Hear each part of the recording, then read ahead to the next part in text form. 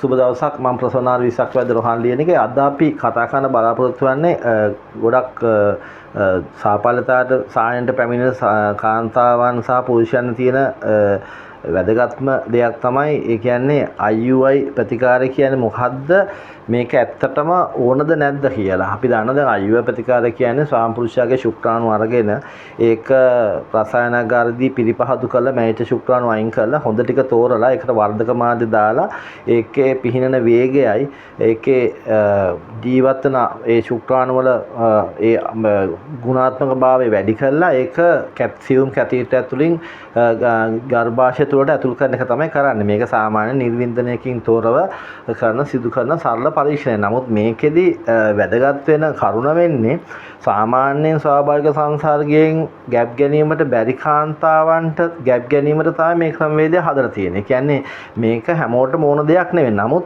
සාපල්‍යතාය සායනට පැමිණෙන කාන්තාවන්ට තියෙන ලොකුම ගැටලුව තමයි Tamanට දරුඵල අහිමි වීම. ඒ කියන්නේ අපි දන්නවා බබෙක් හැදෙන ක්‍රම කීප වර්ගයක් තියෙනවා. එකක් තමයි ස්වාභාවික සංසර්ගය. දෙවෙනි ක්‍රමය තමයි IUI ප්‍රතිකාරය.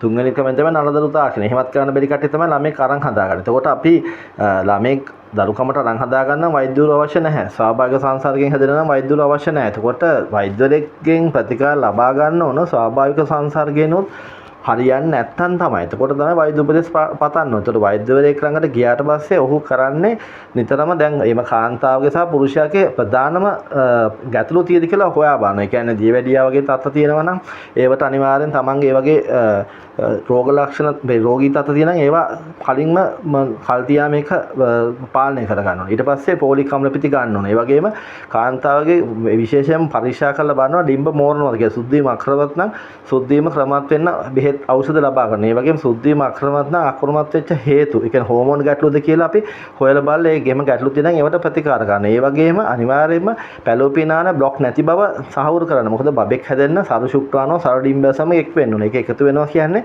පැලෝපිනානේ කොනටම ශුක්‍රාණු යන්න ඕනේ. එතකොට පුරුෂයාගේ ශුක්‍රාණු වල ගුණාත්මක භාවය බලන්න. එතකොට මේ වගේ IUI ප්‍රතිකාරයක් කරනකොට අනිවාර්යයෙන් වෛද්‍යවරයා කාන්තාව සහ පුරුෂයාගේ දෙන්නගෙම මේ කටයුතු සොයා බලනවා. ඒ කියන්නේ කාන්තාවගේ සරු ගතිය. ඒ කියන්නේ ගර්භාෂය බිත්තිය, ඒ වගේම ගර්භාෂය ඇතුලේ ගෙඩි තියනවද කියලා බලනවා. ඒ වගේ ඩිම්බ මෝරනවද කියලා බලනවා. සුද්ධිම ක්‍රමානුකූලව සිදු වෙනවද කියලා බලනවා. අවශ්‍ය නම් හෝමෝන පරීක්ෂණ කරනවා. එතකොට ඒ ටික අනිවාර්යෙන් සොයා බලනවා. එතකොට ඒ වගේම පුරුෂයාගේ සරු ගතිය බලන්න, පුරුෂයාගේ ශුක්‍රාණු සාන්ද්‍රණය ගුණාත්මක භාවය මැන බලන්න. එතකොට ඒව ඔක්කොම හොඳ නම් පැලෝපිනාන බ්ලොක් නැත්නම් තමයි IUI ප්‍රතිකාරයකට සූදානම් කරන්නේ. එතකොට IUI ප්‍රතිකාරයේදී වැදගත් වෙන්නේ මේක වෛද්‍යවරයා විසින් තමයි තීරණය කරන්න ඕනේ මේක ඕනද නැද්ද කියලා. සාමාන්‍යයෙන් කාන්තාවකට දරුඵල අහිමි වෙනවා නම් IUI ප්‍රතිකාර කියන්නේ ඊට වඩා සාර්ථකත්වය වැඩි ක්‍රමයක්. එතකොට ඒකට යොමු වෙනවා නම් ඒ වෛද්‍යවරයා විසින් එක තීරණය කරනවා. සාමාන්‍යයෙන් Tamanට ස්වාභාවික සංසර්ගයෙන් ගැප් ගැනීමට බැරි නම් වෛද්‍යවරයා තීරණය කළොත් එහෙම IUI ප්‍රතිකාරය වඩා සුදුසුයි කියලා ඒකට යන එක තමයි හොඳ වැඩේ. මොකද තවදුරටත්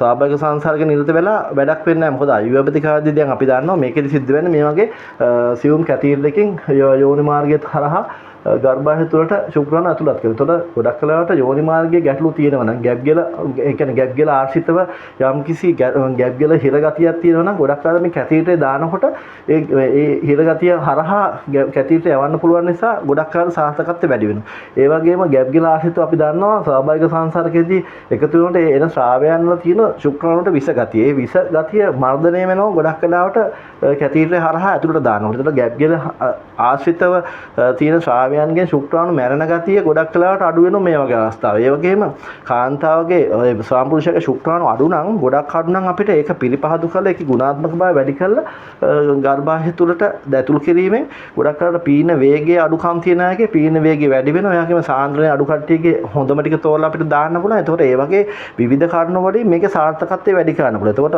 ඔබ කල යුත්තේ වෛද්‍යවරයාත් එක්ක සාකච්ඡා කරලා ඔබට වඩාත්ම සුදුසු ක්‍රමවේදය මොකක්ද කියලා බලන්න. එතකොට IUI ප්‍රතිකාරයත් හොඳ නැත්නම් ඒකෙන් Tamanට ප්‍රතිඵලයක් ලැබෙන්නේ නැත්නම් ඊට පස්සේ වඩා දියුණු ක්‍රම වලට යන්න ඕනේ. කියන්නේ ගොඩක් අයට IUI ප්‍රතිකාරයක් කරන අඩුම වශයෙන් ස්වාම පුරුෂයාගේ ශුක්‍රාණු මිලියන 6ක් තියෙනවා. 6ක් නැත්නම් ඒකේ අපිට කරන්න පුළුවන් මේ ශුක්‍රාණු එකතු කරලා සාන්ද්‍රගත කරලා තැන්පත් කිරීම ක්‍රම වේදක් තියෙනවා. එහෙමත් කරන්න බැරි නම් අනිවාර්යයෙන්ම දායක ශුක්‍රාණු ලබා ගන්න ඕනේ. දායක ශුක්‍රාණු වලගෙන IUI ප්‍රතිකාරයට ලක් වෙලා ගබ් ගැනීමට හැකියාවකුත් තියෙනවා. එතකොට අපි හරියටම තේරුම් ගන්න වෛද්‍යවරයා හම්බෙලා Tamanට තියෙන ගැටලුව මොකක්ද කියලා. එතකොට වෛද්‍යවරයා කරන්නේ අර වගේ මුලින්ම කාන්තාවයි පුරුෂයා දෙන්නම පරීක්ෂාවට ලක් කරලා තියෙන ගැටලු ටික ඔබට නිවැරදිව කියලා දෙනවා. ඒ පාරේ ගැටලුවට විසඳුම් දීම තුලින්ම තමයි ඔබට ගර්භණී වීමට හැකියාව ලැබෙන්නේ. ස්තුතියි.